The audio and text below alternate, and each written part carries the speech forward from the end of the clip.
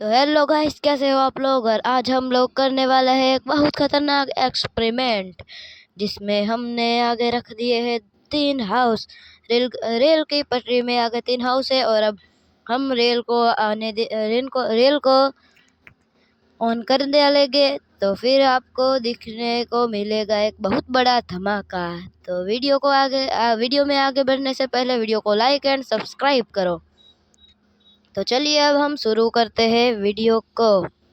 तो अब हमने की है ट्रेन को ऑन, और ये देखो गाइस, ट्रेन आगे बढ़ रही है।